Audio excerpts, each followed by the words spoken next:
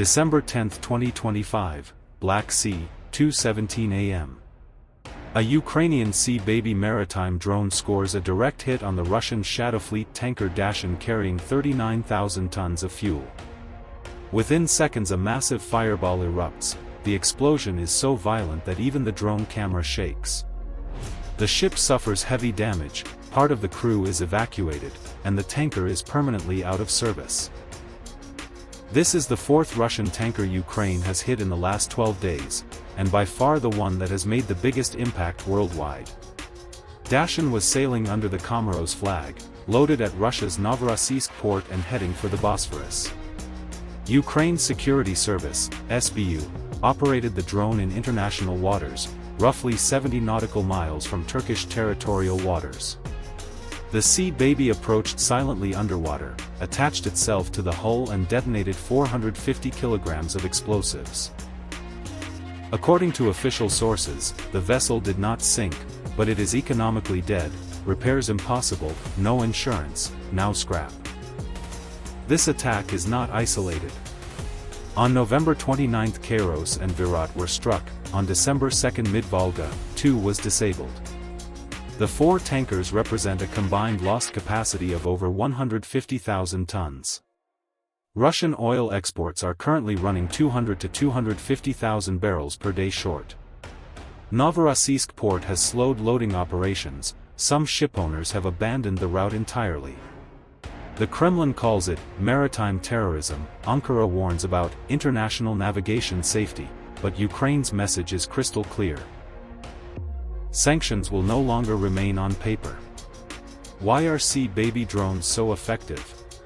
300 to 400 kilometers range, $250,000 unit cost, real-time remote control. A single drone can take a $100 million vessel out of action. The latest versions are guided via Starlink. Russian electronic warfare systems can no longer jam them. The economic damage is severe. Every tanker sunk or disabled costs Russia's war budget an average of $4 to $6 million per day. If the campaign continues at this pace through the end of the year, Russian oil revenue is expected to fall 12 to 15% in Q1 2026. That means less ammunition and less fuel on the front lines. More than 60 Shadow Fleet tankers are still operating in the Black Sea, and Ukrainian intelligence has a complete list of them. SBU sources confirm the next targets have already been selected. In short, naval warfare has entered a new phase. Just as Ukraine holds the line on land, it is now systematically cutting Russia's economic arteries at sea. These economic disruptions play a critical role in the broader picture of the Ukraine-Russia war. As we enter the 1385th day on December 11, 2025, the front lines remain in a bloody stalemate. Russian forces are pressing an aggressive offensive around Pokrovsk in Donetsk.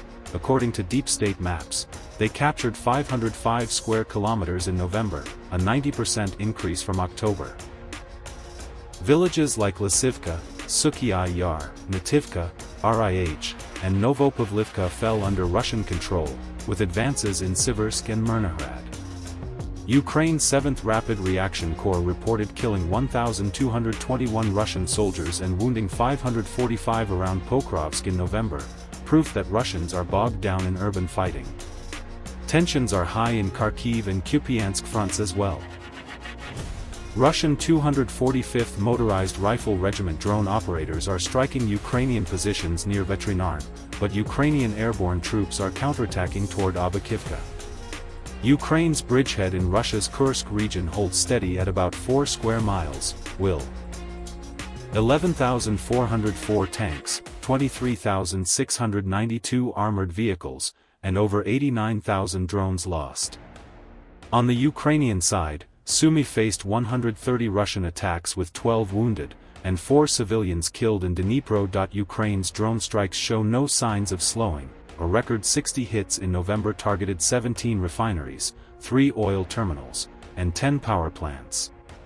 On the Russian side, the Syzran refinery halted operations, and Naftogaz infrastructure was damaged.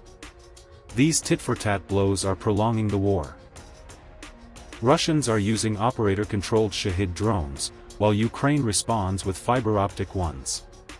Russians took Novodanilivka and Chervon in Zaporizhia. Daily Russian losses exceed 1,000. General staff figures show totals of frontline troops are weary. Units like the 31st Brigade endure months in trenches, asking, what choice do we have?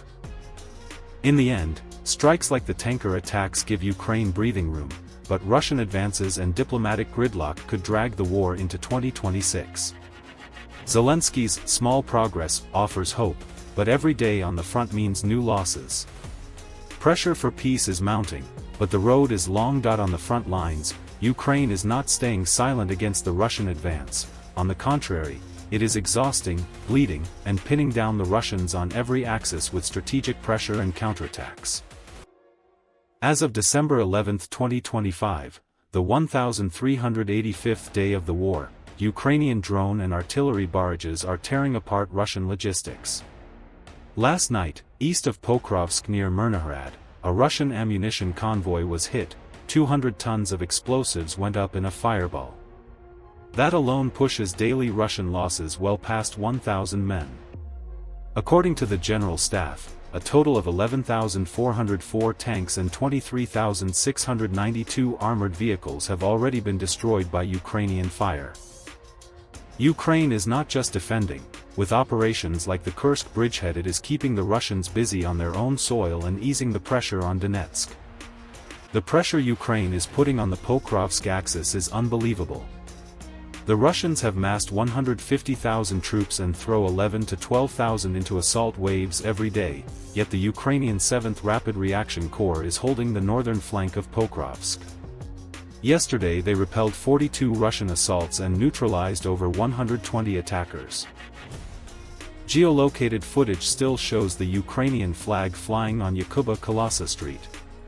The Russians are trying to infiltrate using motorcycles in the fog, but Ukrainian fiber-optic FPV drones blew 3 or 4 of them sky-high. The Russians have failed to complete the encirclement of the Myrnohrad pocket. Ukraine is keeping its limited supply corridors open and taking out Russian bridging vehicles with Excalibur rounds. One AFV destroyed east of Boykivka, the Kazeniai Torets River crossing blocked.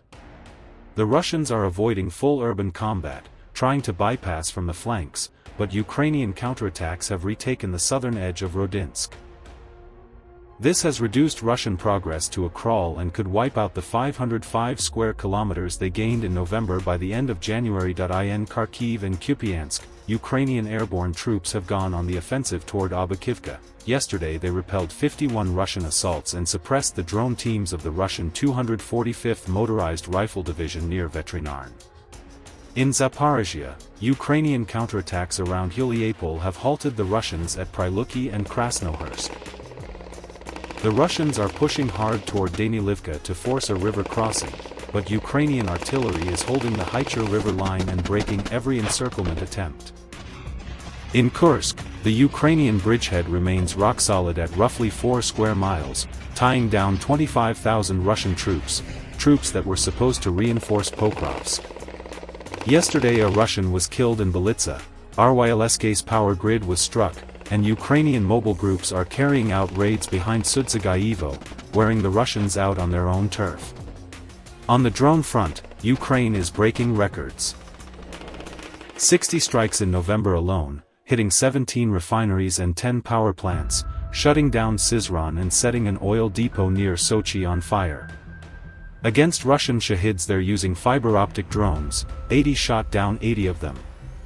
The Russians are now wearing blue armbands to impersonate Ukrainians, a blatant war crime under the Geneva Conventions, and reports of this perfidy are exploding around Pokrovsk.